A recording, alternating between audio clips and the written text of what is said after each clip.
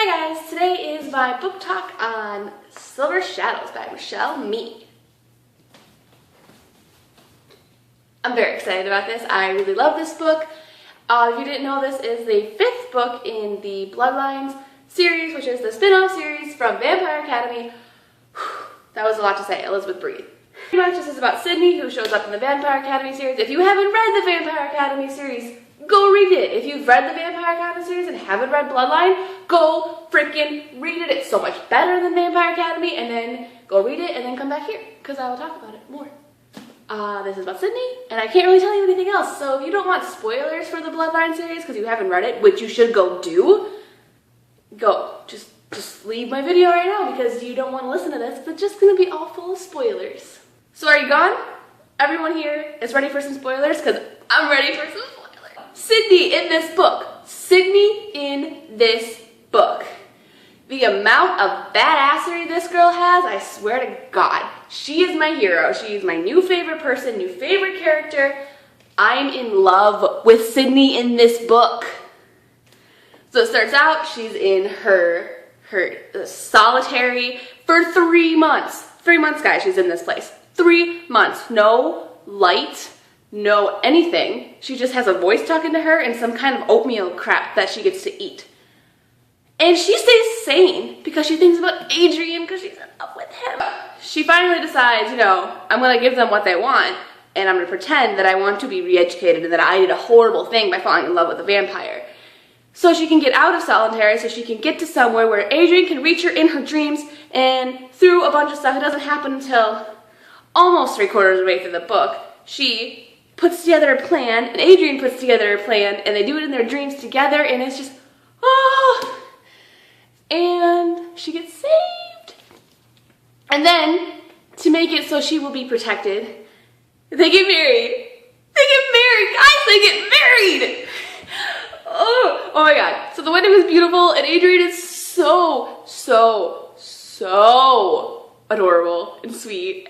Oh my God, I cried. I'm like tearing up right now thinking about how sweet this was. Oh my God. This is my favorite book in the series so far because Sydney. Because she is such a strong female character. She doesn't rely on the men around her. She doesn't rely on anyone but herself. And she helps Adrian, and Adrian helps her. I love this book. Really happy with this book. It could have ended just with them being safe and married together at the Maroi court. Except for I know there's going to be conflict because a Maroi marrying a human, no one's ever thought of that before. And then of course, they're both on the run from the alchemists because they escaped and burned down the facility and let all the other people in the re-education center go free. So they're on the run. But they're in protection of Lissa from the Maroi court, who's the queen. If you've read the Vampire Academy series, you know that. And then at the end, there's a little cliffhanger that Jill has been taken, and Jill is Lissa's sister, and it's the only reason that Lissa can stay queen is because she has a living relative, which is trying to rewrite that law, but it's not done yet. And I don't know when the next book comes out. I don't know what to do. But it wasn't that big of a cliffhanger. Adrian in this book has grown up so much. Like first in the beginning of the book when we first see him, because it is in dual perspectives between Adrian and Sydney, like Fiery Heart. Adrian at first, he goes, his mom comes and gets him and he goes to court. So Maroi court, not legal court. And he kind of just wastes away. He's drinking every night. He's not trying to find Sydney in the dreams anymore, and it takes a really long time. But he finally snaps himself out of it, goes back to Palm Springs with Jill and everyone, and is able to get to Sydney because Sydney turns off the drugs that they're filtering in to make her sleep, which is very risky, by the way. So he's finally able to grow up and get to Sydney and formulate a plan and work with others nicely, and my baby, he's bae. He's definitely bae. I don't even use that word because I feel like it's a little young for me, but he's bae. I love him. Right there.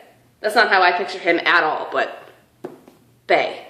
What I didn't like about this book, though, is you didn't really get a lot of the other characters. There isn't a lot of Eddie, there isn't a lot of Jill or Marcus or really anybody else that matters. It's just Sydney and Adrian, which is fine because I love Sydney and Adrian, but I kind of want to know what's going on in Jill's life. I kind of want to know what's going on with Lissa and Rose from court, even though I know this isn't about them. I wanted to know what was going on with the other people. We get a little bit of it. I want to know so much more about the work with magic and bringing people back from being a Strigoi. I think that's how you say it. I watched the Vampire Academy movie and I'm still not sure how to say it. I'm really hoping in the last book that something is figured out and what's her face, the teacher, can figure something out and make it so they can change back people from being Strigoi. And I want to know more about that conflict. I definitely need more because I didn't get it in this. I want to see the alchemists be taken down. Fuck the alchemists. Just seriously, fuck them. I hate them. I'm getting a little warm, guys. Just getting a little warm. Overall, 5 out of 5 of this book. Sydney is amazing. She's my favorite. Adrian is a very close second. That's my bae. And I'm very, very, very, very happy with their wedding, and I really hope that works out. I know they love each other, but they're very, very young, and we all know what happens when you get married young. This is not always the best thing. It's just not always the best thing. I believe in their love, however cliche that is. I believe in their love. I'm really excited for the next book.